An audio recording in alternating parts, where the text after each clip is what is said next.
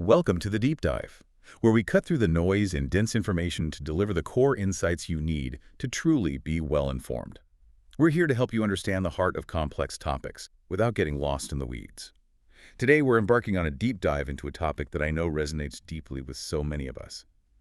How to reclaim your time, master your energy, and build business, and, crucially, a life that genuinely serves you, rather than constantly consuming you whole. We're talking about Dan Martel's incredibly impactful book, Buyback Your Time. That's right. Our mission today is, well, to pull out the most vital, actionable insights from Martel's work. We'll journey through his profoundly personal origin story, unpack powerful frameworks, and explore concrete strategies that can fundamentally shift how you approach not just your professional endeavors, but really your entire existence. Yeah. What's truly compelling here is how Martel's own transformation from a life of chaos to one of profound clarity and purposeful living underpins every single principle he shares. Absolutely. Yeah. Because at the core of what Martel addresses is this insidious, pervasive trap. The get shit done or GSD mentality. This is that relentless drive, right? That belief that more hours, more grind, more doing equals more success. Yeah. But for so many, it leads straight to burnout, to professional triumphs bought at the steep expense of personal life, leaving you feeling utterly overwhelmed even after working yourself ragged. Exactly. You hit a wall. To truly grasp the solution, we have to start with a surprising, almost unbelievable look at the author's own journey. It is far from the typical polished narrative you might expect from a business guru. So let's unpack this. Imagine staring down the barrel of a gun, the acrid smell of burnt rubber filling the air, after a high-speed car chase culminates in you crashing a stolen vehicle into the side of a house. Oh. This isn't a scene from a Hollywood blockbuster. This was Dan Martel's reality at just 18 years old. It was a stark, dramatic beginning of a turning point. His youth was turbulent, to say the least. We're talking about shoplifting in grade school, stints in group homes during middle school. Oh yeah, and a moment where his own mother called the police on him, leading to him getting kicked out of high school after she discovered drugs, money, and stolen guns in their home. Good grief. His brother, Pierre, gave him a small amount of cash, just $63, and a heads up, prompting him to go on the run. He bounced between hunting camps and friends' couches, always a step ahead of the law. Living on the edge. Totally. Eventually, weeks later, still a fugitive, he decided to leave his small Canadian town of Moncton, New Brunswick, heading for Montreal. He stole a car for the journey, but his escape was cut short when he hit a random roadblock. He tried a bogus story, then floored it, leading to that dramatic chase and inevitable crash. This landed him a 6-month sentence in an adult jail, where his old habits died hard, resulting in him spending almost 72 hours in solitary confinement. Solitary. Yeah. It was in that stark, isolated cell that a guard named Brian entered. Brian led him to a side room, a rare area without cameras, and after a long pause, asked a simple but profound question. Dan, why are you here? Wow, powerful question. Martel stammered, offering superficial answers about a fight. But Brian pressed him, cutting through the immediate events to the deeper question of why he was in jail at all. This conversation was a pivotal, soul-searching moment for Martel, forcing him to confront the patterns that had led him there. And it's precisely this raw, troubled past that, if we connect this to the bigger picture, reveals these, well, misdirected entrepreneurial traits. Think about it. His cool under pressure, his uncanny ability to MacGyver his way out of situations as a kid. Like what kind of situation? Oh, like figuring out how to get home when his guardians didn't pick him up, or scrounging for lunch when no one made it, finding a baseball glove for practice.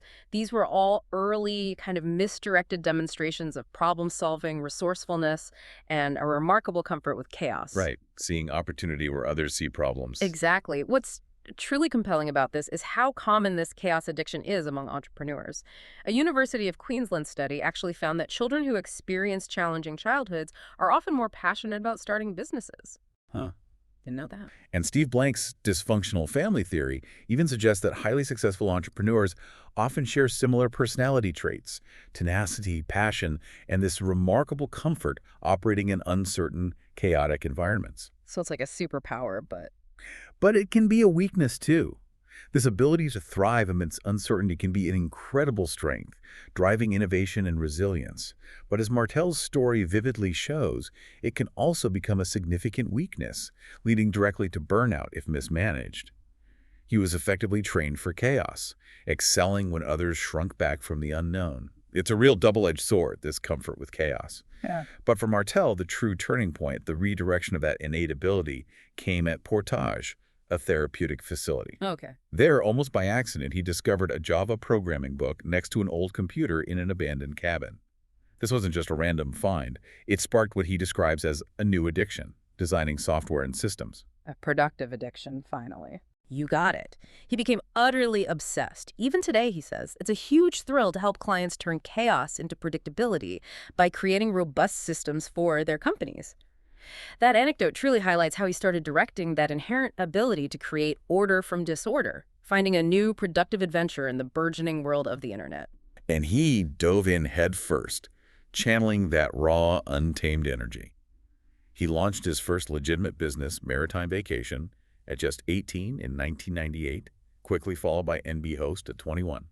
But despite this intense entrepreneurial drive, both companies failed miserably. Why was that, do you think?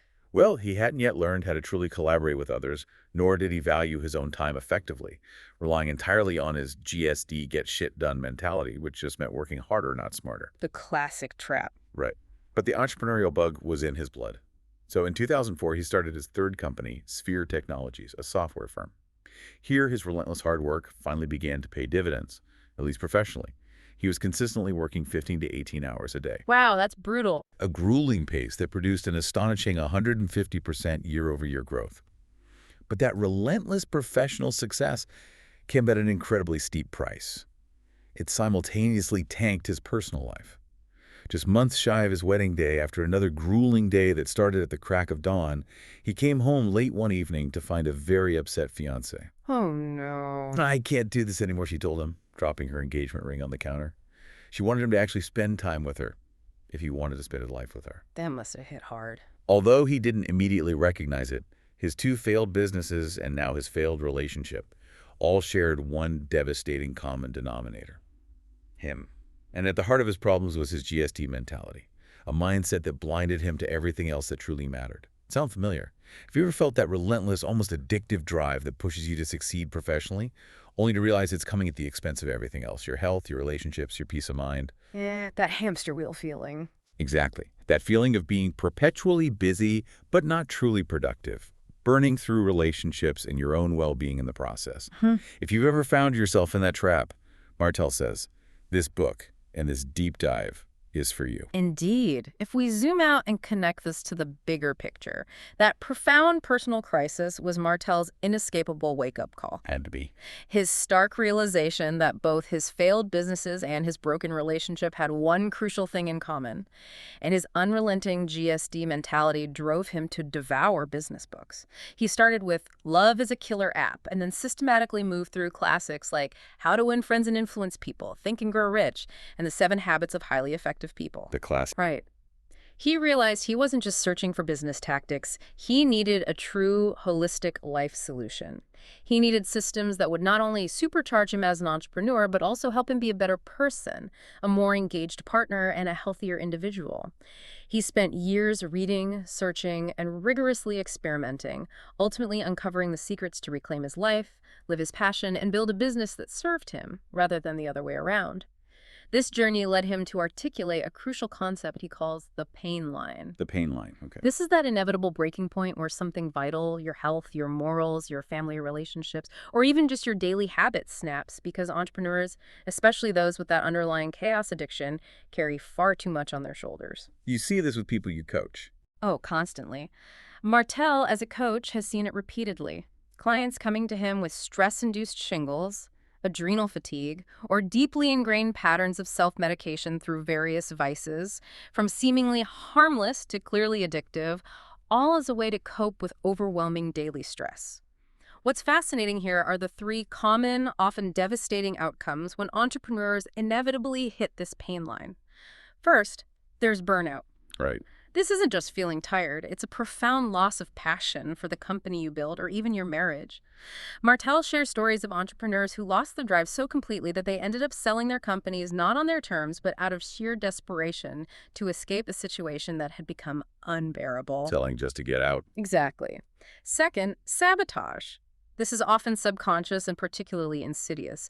You might suddenly decide to launch an entirely unnecessary new product, initiate a complete uncalled-for overhaul of your website, repeatedly replace key team players for minor mistakes, or perhaps just drag your feet on crucial business decisions until opportunities simply slip away. But why would someone do that? Martel explains that no one wakes up intending to ruin their business, but they subconsciously do so by rationalizing unnecessarily dramatic decisions, often as an overreaction to deep-seated internal emotions like overwhelm or fear of failure. Okay. And the third? Third, stall. This is a conscious decision not to grow further due to feeling completely overwhelmed by the current demands.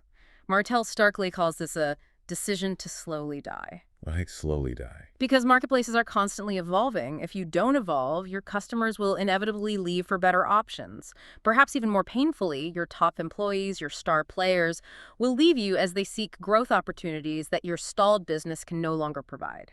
When you stall, you're not just staying put, you're agreeing to shrink. The concept of the pain line resonates so deeply. Is this truly as widespread as it seems, or are we talking about a fringe issue? Can you give us a concrete example of someone who hit this wall? Oh, it's incredibly common. Martel illustrates it perfectly with the harrowing story of Stuart, a brilliant founder of multiple software companies. Stuart came to Martel in 2020 at just 34 years old, on the very precipice of his life falling apart, suffering debilitating panic attacks. Wow, at 34. Right. He was routinely working 70 to 100-hour weeks, trying to literally do everything himself. He was the bookkeeper, the chief engineer, the project manager, the head of customer support, and even his own personal assistant. Wearing all the hats. All of them. His standards were impossibly high, and his work ethic insane. But eventually, his body and mind simply screamed, enough. This, tragically, is the unspoken reality for far too many high-achieving individuals who find themselves utterly consumed by their own creations. So if that relentless GSD mentality leads inevitably to burnout and hitting the pain line, what's the antidote? This brings us to the fundamental shift Martel proposes, the core of his philosophy, the Buyback Principle. Yes, this is key. It's profound in its simplicity. Don't hire to grow your business. Hire to buy back your time. Let that sink in. It's counterintuitive for many. Totally. This isn't just a clever turn of phrase.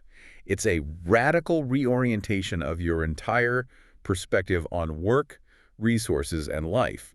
The idea is to strategically use your resources, specifically your money, to free yourself from those low-value, soul-draining tasks that are currently consuming you.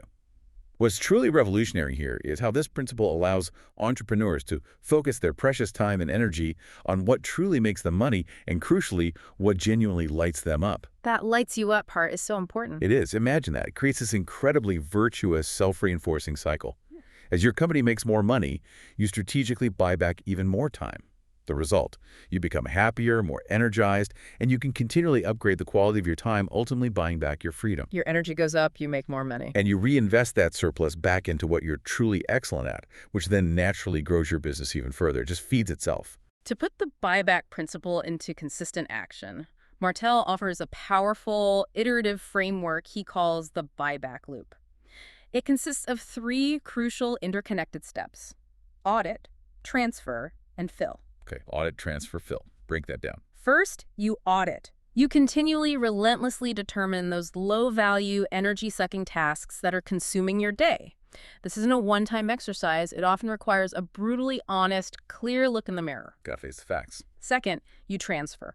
Once identified, you offload those tasks optimally to someone else who is not only better at them, but vitally enjoys doing them. This isn't just about dumping work. It's about finding the perfect fit for the task, leveraging someone else's zone of genius. I need someone who actually likes doing that stuff. Exactly. And third, you fill. You then deliberately reinvest that newly freed up time into higher value tasks, activities that ignite your passion, make you more money, and genuinely propel your business forward. What's fascinating about this is that it's explicitly not a one-time fix.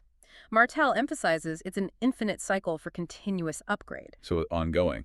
Always. As you master one level of delegation and buy back a segment of your time, new low-value tasks inevitably emerge from your now higher-level work, and the loop continues, allowing for perpetual improvement and greater liberation throughout your entire entrepreneurial journey. Let's circle back to Stuart, the software founder who was on the verge of collapse. His transformation perfectly illustrates this loop in action. Right, Stuart with the panic attacks. Yeah. Martel had him audit his time by meticulously writing down what he was doing every 15 minutes for 2 weeks. He even used what Martel calls the camcorder method, which sounds simple, literally filming himself conducting every task he wanted to transfer. Filming yourself working, that sounds intense. It is, but it's not just about accountability. It's about seeing, in painful, undeniable detail, just how much of your valuable time is spent on those $10 tasks, making it impossible to deny the critical need for change. Seeing is believing, I guess. This audit revealed a shocking truth for Stewart. There was a massive gap between the hourly value of his time as a founder, $100, and the hourly value of the tasks he was actually spending his time on, $10.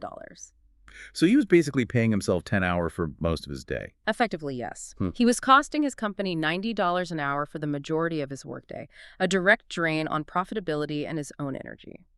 After this brutal but illuminating audit, he systematically prioritized what to offload and then transferred more than 30 hours of tasks per week. This wasn't just about offloading, it was about optimizing. By doing so, he reduced his workday from a crushing 11 hours to just 6 hours a day. Wow, from 11 to 6.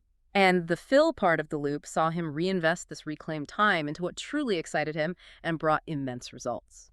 He returned to his former hobbies, earning his blue belt in jiu-jitsu. He became a more engaged father and husband. That's huge in itself. Absolutely.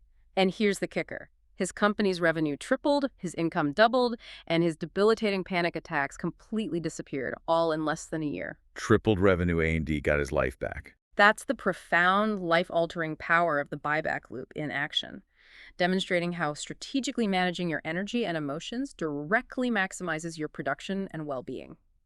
That's an incredible turnaround, and it truly drives home the tangible impact. Yeah. So how do we make sense of which tasks to audit and transfer, especially when everything feels important? Martel provides another powerful mental model for this, the drip matrix. Ah, yes, the drip matrix is brilliant. It helps us visualize and understand task value in terms of two crucial axes, money generated and energy drained or gained. Let's break this down into its 4 distinct quadrants, because recognizing where you spend your time is the first step to shifting it. First, the delegation quadrant. Yeah. These are tasks that bring in little money for you personally, and they actively drain your energy. Think of things like invoicing, cleaning office windows, or complex data migration. Stuff you dread doing. Exactly. These are the menial tasks that are sucking your energy dry, often without you even fully realizing the cumulative toll. The goal here is simple, almost ruthless. Transfer these as quickly as possible. Get them off your plate. Fast. Martel gives an example of his marketing team being utterly frustrated by a massive data transfer task that would have taken dozens of staff hours. Instead of making his high-paid team do it, he quickly looked online and found an expert who was happy to take the work for less than $1,000. Smart move. This not only saved dozens of valuable staff hours, but also ensured the job was done by a specialist twice as thoroughly, freeing his team for higher-value work. The true insight here isn't just what to delegate, but recognizing how quickly these seemingly minor tasks drain your capacity for truly high-leverage work, often without you even noticing the cumulative toll. These are your quick wins for accelerating out of that quadrant. Next, we have the replacement quadrant. These tasks make money for the business, but they drain your personal energy. Okay, it makes money but drains energy. Like what? This is where you'll find highly important core business functions like onboarding new clients, direct selling, managing your team, or even marketing. These are absolutely critical for your business's survival and growth, but for the founder, they can be incredibly draining. The stuff you feel you have to do. Right. The goal here is to strategically transfer these, which often requires more effort and a systematic approach than simple delegation. Martel notes that founders often cling to these tasks, believing they must do everything, which is exactly what his colleague Larry, a multi-store grocery owner, thought. Larry the grocery owner. Yeah, he expanded to 3 stores, but was stuck here doing everything himself. He'd say, I don't have an assistant. If I don't do it myself, it won't get done right. This mindset is a common, often paralyzing trap for many entrepreneurs. But it sounds great to just transfer tasks, especially those money-making ones. For many, the thought of letting go of control, especially for what they perceive as their core revenue-generating activities, is terrifying. How does Martel address that deep-seated fear in this replacement quadrant? That's a crucial point because it often boils down to a fear of loss. Loss of quality, loss of control, loss of direct revenue. Martel emphasizes that the initial cost of training and trust building is an investment that yields exponential returns. Investment, not just an expense. Precisely. It's about accepting that someone else might do it 80% as well as you, and that 80% done by someone else is, as he puts it, 100% frickin' awesome, because it frees you up for tasks only you can do. Letting go of perfectionism. It's moving from a scarcity mindset to an abundance mindset, trusting that the overall gain from your liberated time far outweighs any initial perceived dip in quality or control. Then there's the investment quadrant. Yeah. These tasks bring in little money now, but significantly bring you energy. Ah, the long game quadrant. Exactly.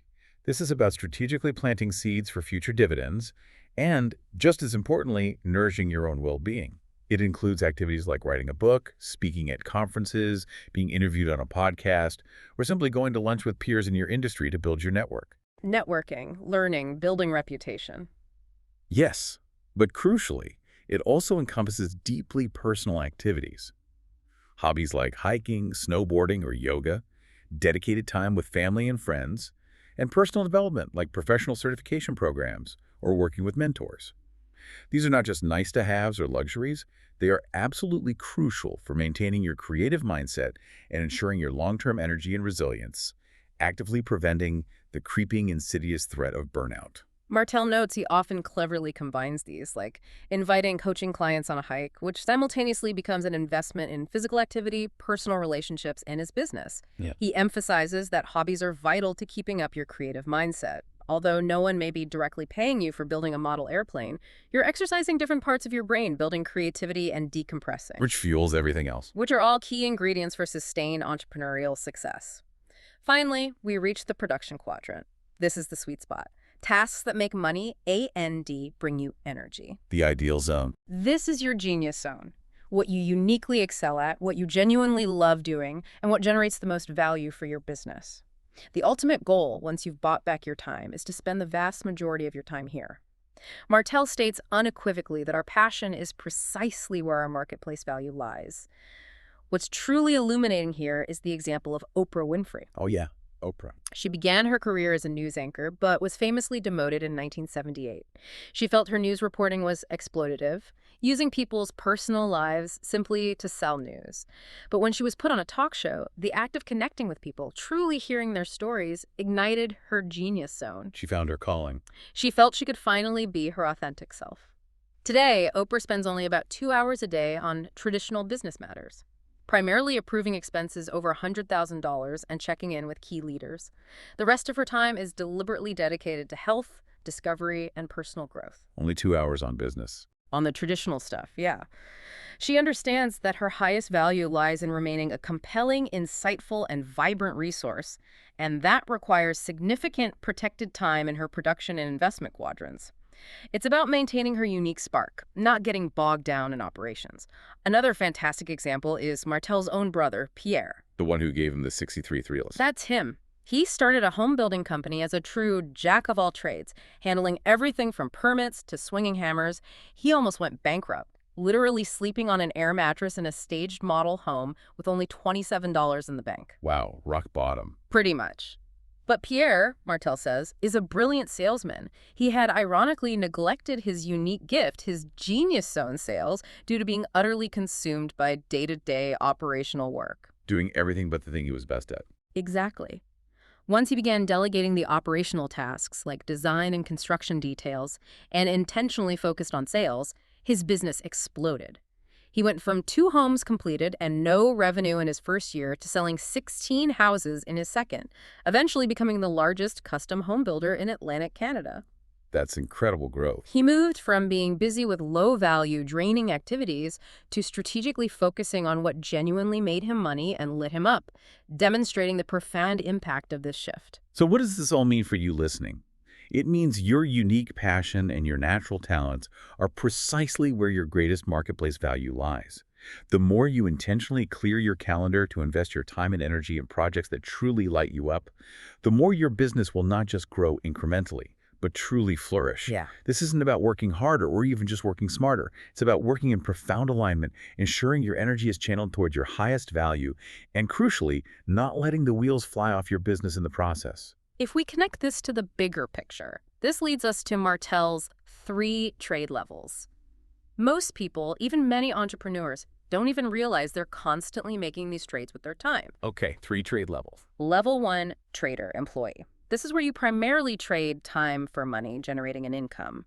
Most entrepreneurs, especially in their startup days, are firmly entrenched at this level. Even if it's their own company. Right. Even if you technically own your own business, if you're primarily selling your time as a software developer, a writer, or a window washer for a direct payday, you're effectively functioning as an employee.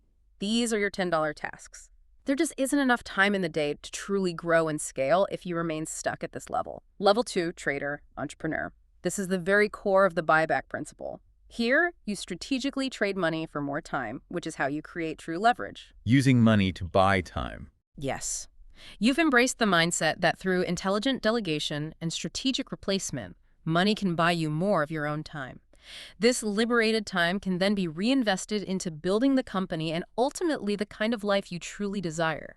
This is the critical shift, allowing you to focus on your most valuable tasks, your $500 tasks, and consciously avoid spending a single hour on tasks worth only $10 to your company. Level 3, trader, empire builder.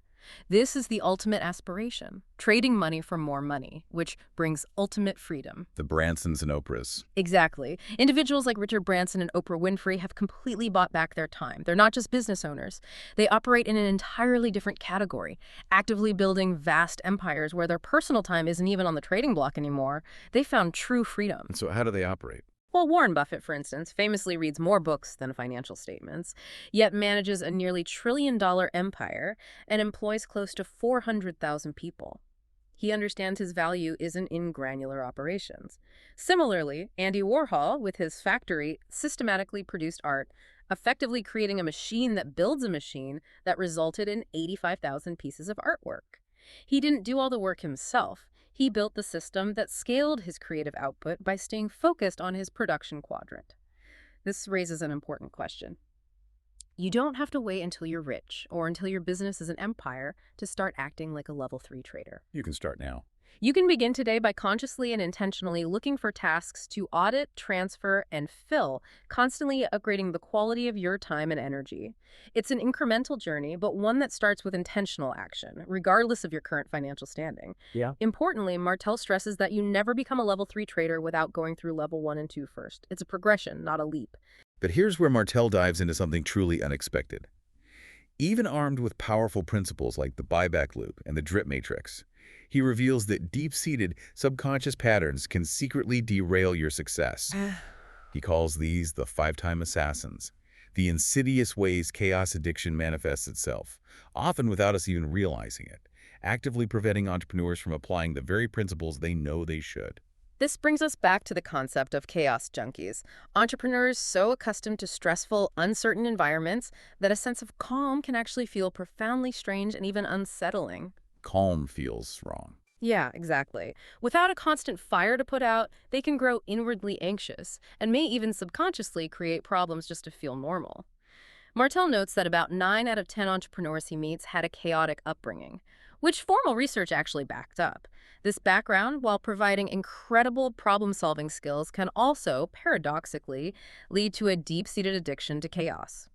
Martel vividly illustrates this with a stark comparison between his ski trip in Switzerland with Richard Branson and another trip with an entrepreneur friend, Lionel. Branson again. Yeah.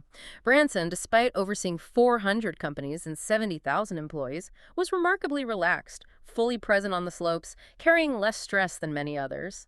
His administrative assistant was the only employee who accompanied him, meticulously filtering demands. He was actually enjoying the skiing. Totally. In stark contrast, Lionel, with just one company, $2 million in revenue, and 16 employees, spent their entire drive and even the chairlift ride glued to his phone, sucking him dry with urgent orders and fires to put out. He simply couldn't even pretend to have fun. Wow, that's a powerful contrast. It highlights the stark difference between purposeful, leveraged work and debilitating chaos addiction. It's a profound difference in quality of life. Another powerful anecdote Martel shares is how he himself almost sabotaged a deal with his business partner, Matt. Until himself. Yep. He was getting deeply frustrated because the team handling the deal felt too slow to him, almost painfully so. He was ready to step in, take over, and push it through by sheer force of will. The GSD mentality kicking back in. Exactly. But Matt, his partner, intervened, explaining it was Martel's own impatience and tendency to live in chaos driving him. If Martel had stepped in, it would have reinforced his own subconscious belief that this was a fire only he could put out, robbing the team of valuable learning and empowerment. Pulling the rug out from under them. These hand grenades, suddenly overhauling websites, arbitrarily firing key employees, or radically changing directions, are often subtle self-sabotage mechanisms, disguising themselves with faulty, rational-sounding justifications. Let's detail each of these 5-time assassins, because recognizing them is the crucial first step to overcoming them, as Martel helps all his clients see them in action. First, the staller. Okay, the staller. This assassin sabotages your own success by creating deliberate hesitation on big, impactful decisions. Martel recounts how he offered a major partnership to Saeed, a truly great businessman. But Saeed took almost 3 weeks to reply to an email about it. 3 weeks? Yeah. Martel simply couldn't partner with him, as it meant recommending someone who demonstrated they couldn't respond promptly to critical opportunities. This wasn't laziness on Saeed's part. Martel posits it was likely an inner voice telling him he wasn't worthy of the growth, whispering insidious doubts like, "You'll fail. You'll let Dan down. This will cause so much growth it will suck the life out of you." So self-doubt manifesting as delay. He subconsciously believed he wasn't ready for that level of growth, and that hesitation cost him a massive opportunity, all driven by an internal narrative of unworthiness. Second, the speed demon. Speed demon sounds familiar. This is about making rapid, cheap, and easy hiring decisions that invariably lead to repeated, predictable problems. You're always rushing to fill a role, sacrificing quality for immediate speed, and then find yourself back in the exact same position again, endlessly repeating the same cycle. Hiring out of desperation. Martel says if you keep having the same business problems at the same intervals, it may not be external factors, but your own underlying strategy fueled by an addiction to chaos, a belief that it's normal to have these recurring issues. It's the quick fix that creates more problems. Third, the supervisor. Ah, the micromanager. This assassin manifests as micromanaging, or, even worse, taking over tasks completely, failing to properly train and truly empower others. The telltale sign, the red flag in your mind, is the thought, "I'm the only one who can do it right." If you want something done right, Yeah. Martel tells the story of Daryl, an avid mountain biker and bike shop owner. Every time Martel came into the shop, Daryl would jump over his mechanics to fix the bike himself, often without explanation. Daryl believed he was being a helpful team player, but he was inadvertently robbing his employees of crucial learning opportunities and creating a never-ending dependency on himself. As a direct result, his employees didn't know what to do when he wasn't there, and his business struggled, with bikes not arriving or arriving late, all because he couldn't let go of the reins. Fourth, the saver. The saver. Doesn't sound so bad initially. Right. But this one subtly infiltrates the entrepreneur who's relentlessly only saving money, not strategically reinvesting it in growth opportunities. They hoard a nest egg, creating a false sense of security that actually risks their long-term viability. Penny-wise, pound foolish. Exactly. Yeah. Kyle, a mastermind group leader with a multi-million-dollar business, famously refused to spend $10,000 on a curriculum that would have systematized his world-class events, preferring instead to literally recreate them entirely from the ground up every single month. Every month. That's insane. He became so worn out by this self-imposed burden that he seriously considered closing shop, willing to burn out and risk a multi-million-dollar business to save a few bucks. Martel says Kyle, likely addicted to the chaos of constant recreation, was subconsciously looking for a problem when there truly wasn't one. And fifth, the self-medicator. Okay. This assassin uses vices, whether it's food, alcohol, excessive shopping, or other escapes, to either reward success or, far more commonly, to escape failure or pain. The coping mechanism gone wrong. Martel shares his own stark experience from 2005. After a successful, lucrative deal with Yale, ironic for someone who skipped college, he celebrated with sushi and steak, getting so drunk he woke up the next morning still inebriated and called in sick with food poisoning. Ouch. In less than 24 hours, he went from feeling like a hero to feeling like zero, completely undone by his own chosen escape.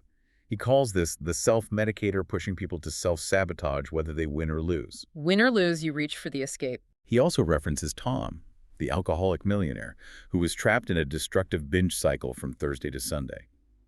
His pivotal turning point came when his 10-year-old daughter started chugging soda, mimicking his drinking, and saying he was fun.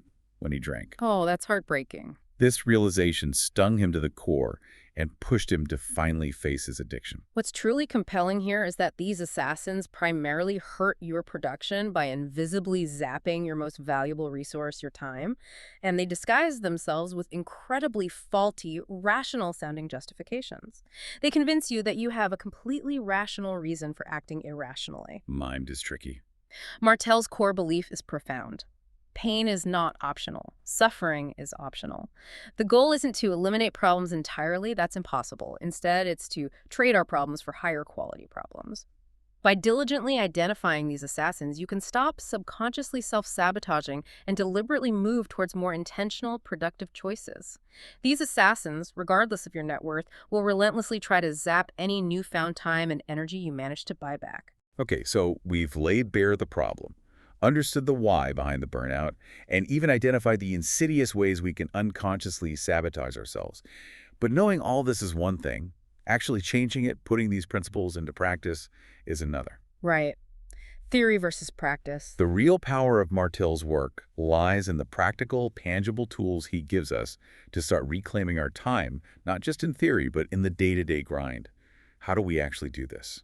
Martel identifies what he calls 4 powerful, high ROI hacks that he claims will change everything for you and your organization, giving you back more time than you ever thought possible. Okay, 4 hacks. Let's hear them. First, the $50 magic pill. $50. Yep. This is about radical empowerment for your team. You give everyone on your team a small budget, say $50 to $500, or up to $5,000 for CEOs to fix problems without needing explicit permission. Without asking. Without asking. The only rule is they must tell you about the expense at your next meeting. This simple act fosters incredible problem-solving initiative, shows deep trust, and crucially eliminates bottlenecks caused by waiting for approvals, like giving them permission to solve things. It's like putting up bumpers in bowling. It allows the inexperienced to flex their creative problem-solving minds without causing any real damage, encouraging them to think and act independently. Martel's editor, Paul, uses a similar $50 rule for his own administrative assistant, consistently seeing great results. Second, sync meetings with a repeat agenda. Sync meetings. These are regular, highly structured meetings, especially powerful when implemented with an administrative assistant. Their purpose is to ensure all projects move forward and decisions are made the way you would make them, but critically, without your constant, direct involvement. Training them to think like you. Exactly. Over time, your administrative assistant learns the nuances of how and why you make decisions, becoming able to anticipate and even clone your responses to most situations without ever involving you. This systematically offloads your mental burden. Martel says when his main assistant moved on, his new assistant got up to speed in a remarkable 2 weeks thanks to this templated, predictive meeting structure. Third, definition of done. DOD. DOD. Okay. This hack brilliantly addresses the common entrepreneurial frustration. No one ever does it right. A DOD clearly, explicitly defines what done means for any task, big or small. Martel borrowed this powerful concept from the Scrum project management method. So what does done include? It includes 3 critical components. Facts, hard measurable metrics, for example, submitted by Jan 1st, or error rate below 1%. Feelings, how you and others should feel when the task is complete, e.g. confident in accuracy or excited about the outcome. And functionality, what the completed task enables others to do, easily pulled data for reporting or ready for client review. Feelings too. Interesting. Yeah. For a seemingly simple task like buying a whiteboard, it could be as specific as stating it needs to be hung on a specific wall with 4 markers and an eraser readily available. This clarity dramatically minimizes rework, ensures crystal clear communication, and forces possible delays or misunderstandings to surface early, not late. And fourth, the 1-3-1 rule. 1-3-1. When someone brings you a problem, they must follow this rule, an incredibly effective principle learned from Martel's friend Brad Pedersen. It mandates that they, 1, define the singular, narrow problem, not dozens of tangential issues. 2, offer 3 realistic paths to overcome that problem. And 3, make 1 single recommendation from those 3 options. So they bring solutions, not just problems. Precisely. This rule rigorously trains creative thinking, empowers decision-making at lower levels, and crucially prevents upward delegation, where employees constantly bring you problems to solve instead of solving them themselves.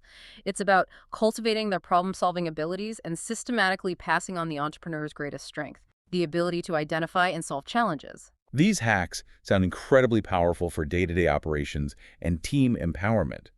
But what about getting the right people on board in the first place? Those A players who can genuinely take on these tasks and buy back your time. Hiring. Crucial. This brings us to the crucial role of hiring and effective delegation. As Seth Godin famously put it, "I can't work with you until I work with you." That really speaks to the need for practical, real-world evaluation of potential hires, moving beyond just resumes and interviews. Indeed. Martel details his test-first hiring method, a rigorous approach designed to ensure you bring on A players who can truly buy back your time, not create more work. He learned this the hard way, losing a dream project with Procter & Gamble because he hired a big gun software developer who ended up embarrassing his company due to poor fit and performance. Okay, so the test-first method. Step 1. First, be clear. You must define exactly what you need. Entrepreneurs often see solutions where they don't exist, trying to force a candidate into an ill-defined role. You need to be brutally precise about the role, the outcomes, and the skill sets required, rather than trying to MacGyver a candidate into a role they're not suited for. Clarity here saves immense time later. Know exactly who you're looking for. Second, cast a wide net. Use every available channel, your existing team's networks, A players attract other A players, job banks, yes, great candidates do look for jobs there, and even strategically cold calling staff at admirable companies to ask for advice on top talent. This heavy lifting up front is absolutely worth the long-term benefit of finding truly exceptional people. Don't just post and pray. Third, give them a chance to shine. Implement early, efficient filters. Martel uses a 3-minute video submission where candidates answer 5 simple, specific questions. Easy. Why are you interested in this position? This quickly and cost-effectively weeds out those who can't follow basic instructions, lack communication skills, or can't use simple technology. A quick video screen. Smart. Personality tests are also used, but solely as data points, not exclusive indicators. Sometimes you actively want someone whose strengths perfectly cover your weaknesses, even if their personality profile doesn't perfectly match yours. Fourth, test projects. For final candidates, assign a real, paid test task that mirrors the actual work they'd be doing. A paid test task? Like what? Martel gave an assistant candidate the task. Send a thoughtful gift to Kyle at Proposify. He gives very few instructions, allowing them to demonstrate their resourcefulness, their creativity, and, critically, whether they'll save him time by figuring things out on their own. They actually do it. You're looking for someone who proactively figures things out and saves you time, not someone who sends 14 emails asking for detailed instructions on every minor step. Finally, sell the future. Once you've identified the absolute right candidate, the dynamic dramatically shifts. You move from them selling themselves to you selling the role to them. Flip the script. Understand what your top candidate truly wants. Shamble specific title, salary, growth opportunities, work-life balance, and then authentically show how the role aligns perfectly with their deepest aspirations. Gary Vaynerchuk is a master at this, deeply listening to what candidates desire and then connecting his company's opportunities to those desires, ensuring a mutually beneficial, long-lasting relationship. That systematic test-first approach to hiring is a genuine game changer. Once you have those hires, how do you systematically offload responsibilities and keep moving yourself and your business up that value chain? Martel introduces the replacement ladder as a brilliant mental model for this, offering a clear progression. The replacement ladder provides a clear step-by-step path to strategically transfer tasks and climb to progressively higher value work, moving you from feeling stuck to ultimately feeling flow. A ladder. Okay. It maps common feelings of overwhelm to key hires and their primary areas of ownership. Martel emphasizes that it's not the formal title that matters, but the distinct role and responsibilities. And critically, you can't truly move up a rung until you can mentally and practically relieve yourself of the responsibilities of the rung below. Gotta master each step. In any business he acquires, he literally climbs this ladder in order, starting at the bottom, regardless of the company's size or current earnings. 1. Feeling stuck. This is the initial, often deeply overwhelmed state, trapped by low-value tasks. The crucial first hire is an administrative assistant who takes primary ownership of your inbox and calendar. The EA is first, always. Martel emphasizes this is the very first hire regardless of company size or industry, because your time is the most valuable asset. He implements an email GPS system, a set of numbered folders or labels that act like a decision tree for his assistant. This isn't just about organization. It's about systematically pre-authorizing responses and actions for 90% of emails, effectively cloning his decision-making process so he doesn't have to touch them directly, giving him immense control without direct involvement. 2. Feeling stalled out. You're doing too much day-to-day operational work that prevents growth. The next key hire is a delivery operations lead who takes ownership of onboarding and support. This person streamlines the client experience and ensures smooth operations, freeing you from managing the operational grind. Getting out of the day-to-day delivery. 3. Feeling friction. Your marketing is inconsistent. You're constantly on a marketing friction cycle. You market hard, then execute, then slow down, then have to plan marketing all over again.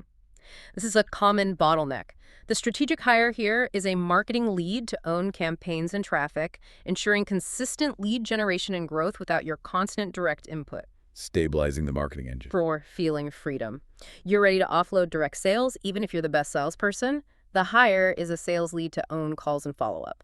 Founders are often the best salespeople, but offloading this is absolutely essential for scalable, repeatable growth. That's a tough one for founders to let go of. It is. Martel candidly admits you'll likely fire your first salesperson because your expectations will be unrealistic.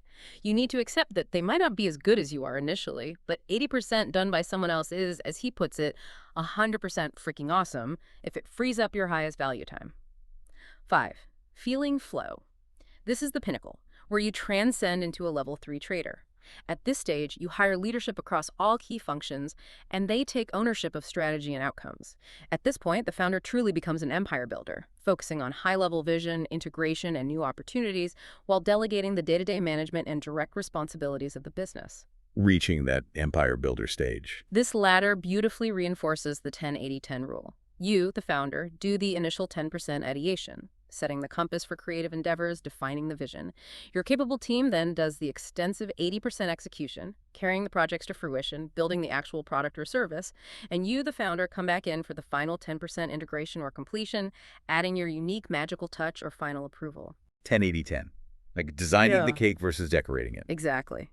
Andy Warhol's factory is a prime historical example of this principle in action. He ideated the concepts. His ambitious artists and muses executed via systematic silkscreen processes, and he integrated the final pieces, often signing them. He effectively built a machine that builds a machine to produce thousands of pieces of art, focused entirely on the commercialization and scale of his creative vision by systematically delegating and empowering others. So once you have these talented teams and powerful systems in place, how do you lead them effectively without falling back into the old habits of micromanagement? This brings us to transformational leadership, the crucial shift from telling people how to telling them what needs to be done. This is a critical distinction that can make or break your scale.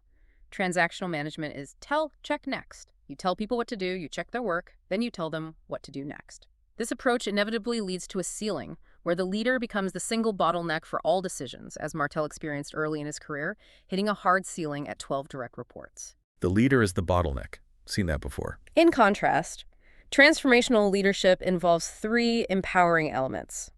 You give an outcome, you offer a metric, and then you coach. Outcome, metric, coach. Outcome. Define the end result, the desired destination, not the step-by-step instructions of how to get there. For example, be GDPR compliant instead of take the GDPR class and do XYZ, or hit $100,000 in sales this quarter instead of make more sales calls. This approach empowers the employee to find the best solution and apply their own creativity, leading them to ask, is there a better way, instead of constantly asking, how exactly do we do this? Metric. Give employees a clear, measurable number to gauge their success. This could be a sales velocity rate, a client retention percentage, or a car dealership's absorption rate. Knowing the score instantly increases their motivation and allows them to self-correct and adjust their approach autonomously without constant oversight. Coach. Provide guidance and support, not direct solutions. Use the coach framework for your one-on-one conversations. Focus on the core issue, the underlying principle or pattern, not just a one-off situation. Share an actual story, a vulnerable, brief, personal anecdote of when you dealt with a similar issue or someone else's story if you don't have one. And encourage a change by asking what they need to feel comfortable executing next time. This puts the responsibility and the learning back on them. Don't solve it for them. Help them solve it. Precisely. Martel's experience with Adam, his head of people, perfectly highlights this. Adam came to him in 2021 with the significant problem of needing to hire 11 people in a single quarter. Instead of dictating how Adam should approach this monumental task, Martel simply reminded Adam that this was his responsibility, telling him, ultimately, this is why I hired you. To put it back on him. Adam, feeling truly empowered rather than micromanaged, left, and 2 months later, they had 11 outstanding new hires. This is the essence of transferring the monkey back to its rightful owner rather than adopting other people's monkeys yourself. That's powerful. But this raises an important question. For this kind of leadership to truly flourish, how do we create a culture of honest, constructive feedback that supports this empowerment? Because without it, problems can fester, employees might quietly quit, or even worse, leave entirely. That's absolutely critical because feedback is the lifeblood of growth, both for individuals and the organization. Martel introduces the clear framework for feedback, which should ideally be initiated by the leader, especially in a one-on-one setting. Clear. Okay, what does that stand for? C. Create a warm, safe environment by first inviting them to share a piece of positive feedback about you as a leader. This helps them feel comfortable and build psychological safety. Lead them to offer critical feedback. Tell them explicitly that you know you're not perfect and genuinely want to become a better leader, actively soliciting their honest input. E. Emphasize that you're listening without judgment. The most crucial step here is to repeat their feedback back to them in your own words so they know you truly heard and understood it. This is 80% of the value, making them feel genuinely heard and understood. Then, ask if you got it right. A. Ask if there's more. People often start with something small, testing the waters. Give them one more chance to share the real deal, the deeper insights they might be holding back. R. Reject or accept the feedback. This is where you demonstrate leadership. You can either accept what they have to say, and if you do, make a specific commitment for how you'll change your behavior. If you don't accept it, thank them for the feedback, making it clear you understand it's their perspective, not necessarily 100% objective truth, but still valuable. Repeating it back is key there. Ensures understanding. Absolutely. This clear framework is vital because it actively prevents culture cancer, where unaddressed issues, small frustrations, and unspoken resentments stall productivity and inevitably lead to high turnover. Culture cancer. Strong term. Martel shares his own embarrassing mistakes with Jacob and Alexis, both talented employees. With Jacob, he admits he sat rude and stewed over Jacob's performance instead of giving direct, constructive feedback, leading to him complaining about Jacob on a call without realizing Jacob was listening in. Ouch.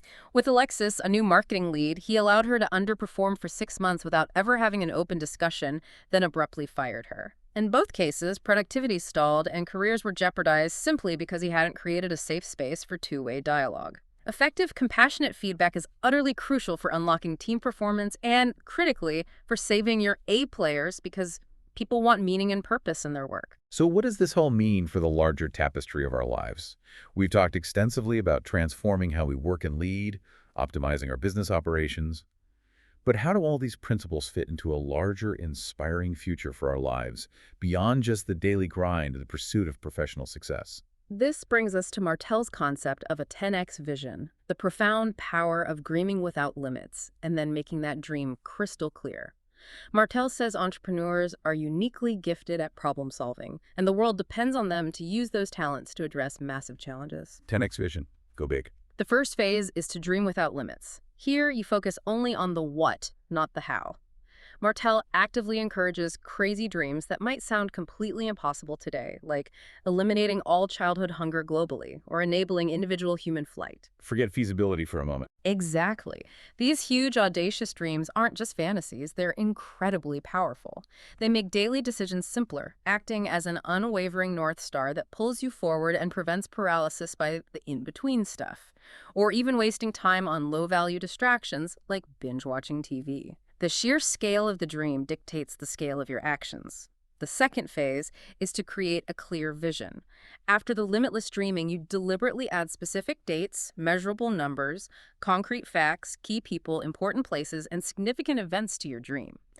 The goal is to describe your future with the same level of vivid, tangible detail as you can describe your present moment. Make it real, tangible. When you can describe your future with that level of clarity and specificity, you'll have a compelling, deeply motivating vision today because it feels tangible, something you can almost taste, see, and touch. What's truly fascinating here is the story of Olympian Joseph Schooling. Oh, the swimmer. Yeah. As a 13-year-old, he took a photo with his hero, Michael Phelps. He then spent almost a decade training with an absolutely crystal clear 10x vision to defeat Phelps in the 100-meter butterfly. Wow, that's specific. In the 2016 Olympics, he achieved it, winning gold and even waiting for Phelps at the finish line for a noticeable, profound moment. At 13, he had no Olympic medals, no fame, but he had a crazy, clear vision that pulled him through years of intense, grueling practice. That's the power of specific vision. Martel identifies 4 essential elements of the entrepreneur's dream that should be part of this clear 10x vision, creating a truly holistic picture of success. 4 elements. Okay. 1. Team. Surrounding yourself with positive, talented people who are genuinely in it with you.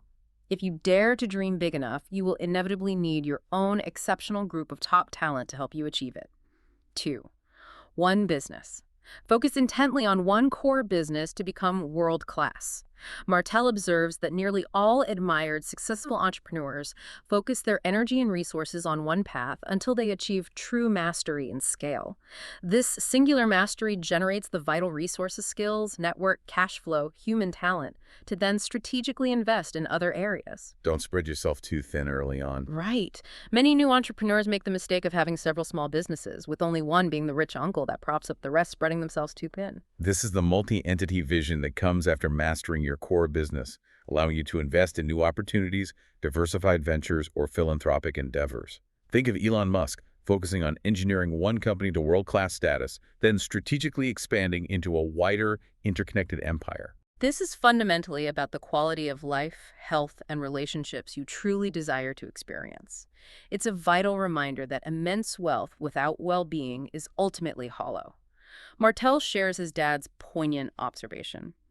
Many of his wealthy friends are struggling profoundly with their health, proving that when you're healthy, you have 1,000 dreams.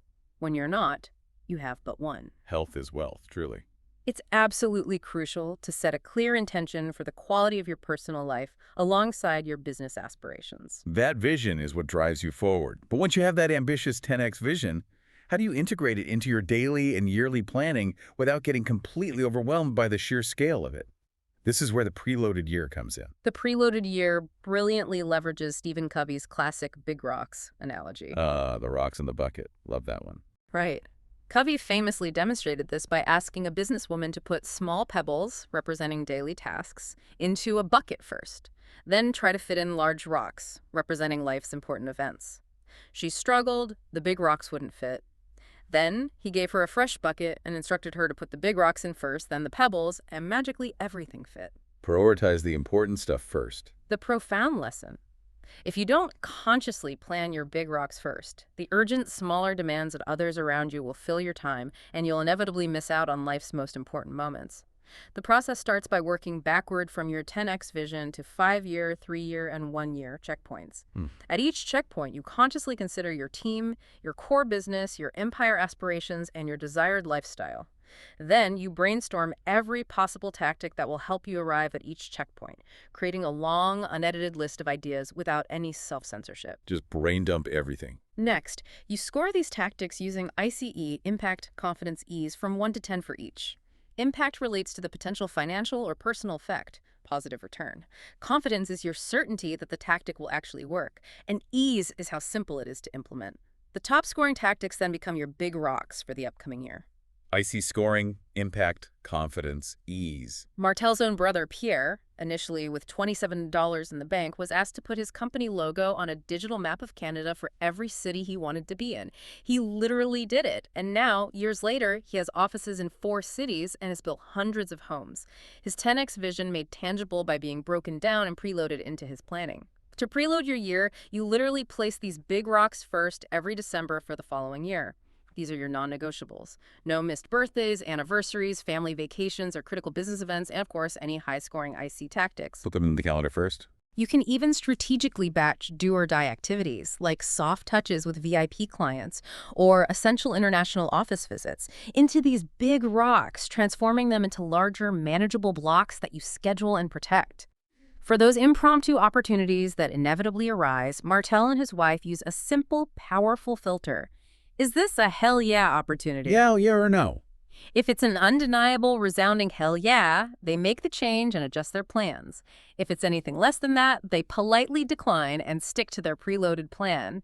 He says they only change course about 5–10% of the time. So they stick to the plan most of the time. Martel's ski trip with Richard Branson, which came up with just 3 weeks' notice, was a definite hell yeah opportunity, and he took it without guilt or hesitation.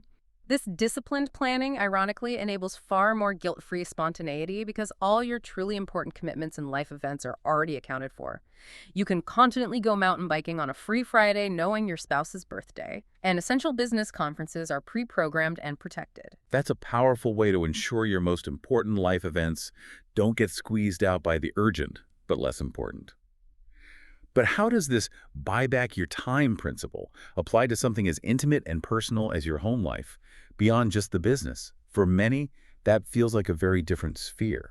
Martel takes this buyback thing to another level entirely by having what he calls a house manager, a phenomenal individual named Betty. A house manager. Right, she handles everything under his roof, washing cars, ensuring gas tanks are full, picking up the kids from school, and even bringing him a protein shake in his home office during calls, knowing his routine and optimizing his personal flow. Like a personal COO. Exactly.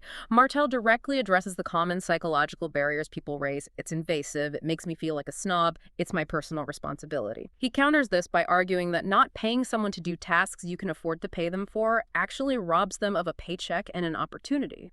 Interesting perspective. It's creating a job. And crucially, his house manager doesn't clean up after his sons. They still have to learn personal responsibility. He genuinely thinks of his home the same way he thinks of his business, an ecosystem to be optimized for maximum value and well-being. This holistic approach ties into the 7 pillars of life for a truly comprehensive buyback life, ensuring you have more to give as you achieve success and freedom. 7 pillars. Okay. 1. Health. Physical well-being is paramount. Martel stresses when you're healthy, you have 1,000 dreams. When you're not, you have but one. Many entrepreneurs, unfortunately, wait until their body literally tells them to quit, which is a dangerous strategy. Essential for mental health and creative decompression. They refresh you, keep your mind agile, and maintain that vital creative mindset. Tapping into a deeper energy or connection with the world, whether through meditation, yoga, mindfulness, or faith. It's about developing a sense of purpose and connection beyond the immediate. Relationships need active investment. Without it, they inevitably fade away. You simply can't drop the ball on nurturing friendships. Going all in on spousal, family, and other human connections that matter most. Martel still makes his wife coffee first thing in the morning and carries her suitcase when traveling, even with a house manager, ensuring he actively shows love because his wife's love language is acts of service. So it's not about outsourcing everything. No, it's about being intentional. He needs to make sure she sees him doing it, emphasizing the nuance of intentional connection. Facing your money head-on to remove nagging stress. Though often cringeworthy for many, unaddressed financial stress slowly drains energy in every other area of your life. Doing good so you can do great things for others in your community. This is about giving back, finding a purpose that extends beyond personal gain. Even travel, which can be a huge time drain, can be optimized for time buyback. Martel uses executive assistants to research customers or team members in cities he's visiting, allowing him to schedule high-value meetings in open blocks he previously wouldn't have known how to fill effectively. Using travel time strategically. He also discusses travel hacks, like paying airlines for unaccompanied minors if he can't bring his kid, or using airport concierge services to handle luggage and fast-track security. These luxuries buy back significant time and reduce stress, transforming travel from a hassle into an opportunity for connection and focused work. Buying back time even while traveling. He also shares his own routine. He consistently gets 8 hours of sleep and works early, even on vacation, so he can be back with family before they even realize he was gone, fully present and guilt-free. Hashtag ad check outro. What an incredible journey through Dan Martel's Buy Back Your Time. The core message truly hits home. Buying back your time isn't just about business growth or achieving financial success. It's about deliberately crafting a life you don't need a vacation from. A life you don't need to escape from. Exactly. It's about consciously leveraging all your resources, your money, your systems, and your people to free yourself up to consistently do what truly energizes and fulfills you, both professionally and personally. It's about moving from that exhausting get-shit-done mentality to one of purposeful, joyful, and sustainable production. Indeed. We've seen how this journey is inherently iterative. The audit, transfer, fill loop is a continuous process of refinement, a spiral upward towards greater freedom. Never really ends. As you reflect on this deep dive, consider which time assassin might be subtly sabotaging your progress right now. Are you a staller, a speed demon, a supervisor clinging to control, a saver hoarding resources, or a self-medicator seeking escape? Which one resonates? Or perhaps which rung of the replacement ladder do you need to climb first to truly feel that shift from being perpetually stuck to finally experiencing genuine flow? Martel emphasizes that your highest value as an entrepreneur lies in remaining a compelling, insightful resource, and that fundamentally requires protecting and investing time in your production and investment quadrants. So, as you go about your week, here's a final provocative thought for you to chew on. What is one low-value, energy-draining task? Yeah, just one, that you can immediately commit to transferring off your plate this week. Just one to start. Take that first intentional step. Create that critical space for what truly matters to you. Because the journey to your Oprah life or your Branson freedom doesn't start with a grand gesture, but with that single, decisive move towards reclaiming your most precious resource, your time.